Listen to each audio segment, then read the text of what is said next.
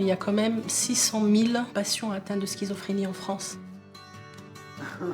1% de la population générale. J'aime les citer. Toi, tu fais pareil.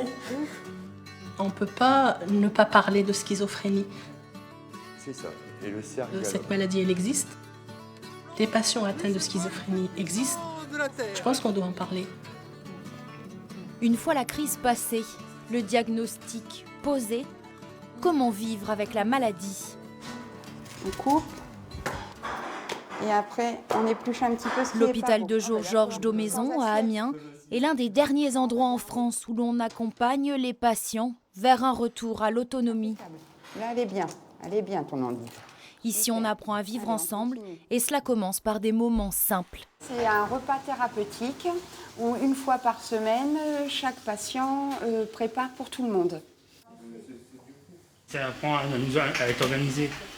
On a 20 personnes à la table, il faut s'organiser, il faut être bien organisé. Sinon, on s'en sort pas.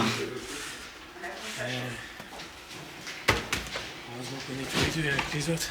L'établissement accueille une quinzaine de jeunes adultes orientés par leur psychiatre référent après une hospitalisation.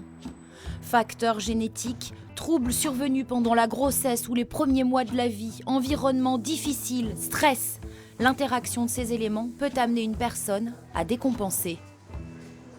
C'est une maladie qui se déclare souvent entre la fin de l'adolescence et le début de l'âge adulte. C'est une maladie chronique, malheureusement, qui évolue au début par des poussées, des poussées ou des crises. Des crises au cours desquelles les malades sont victimes d'hallucinations visuelles, auditives, de grandes angoisses et peuvent se sentir persécutés. La première étape est de les stabiliser par les médicaments. Tu l'as compris ça? Que les médicaments c'était important. Des fois je me sens pas bien. Comment ça se fait? Des fois je sentais un truc bizarre. Ah oui. C'est une sensation? C'est une impression? Parce que les médicaments ils t'aident à te sentir mieux. T'en es conscient, ça? On les connaît bien. Voilà, on a une certaine... Je pense qu'ils ont une certaine confiance en nous. Et pour nous livrer quand ils sont bien, quand ils sont pas bien. Et nous, on arrive à percevoir justement quand ils vont pas bien.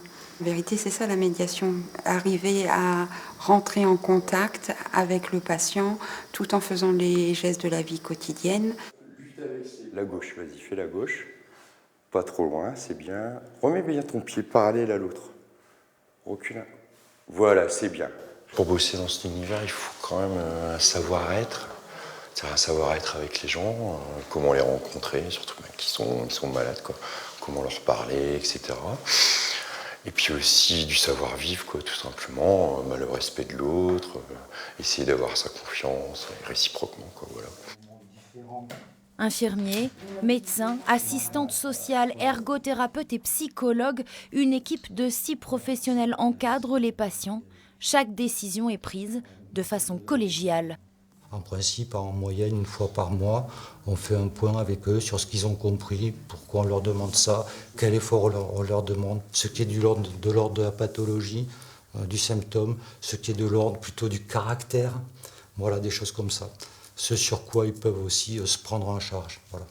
Plus on met de sens, plus ils comprennent aussi les choses, ils se les approprient, et plus effectivement ça peut amener un apaisement de leur état, où ils sont plus participatifs. Voilà.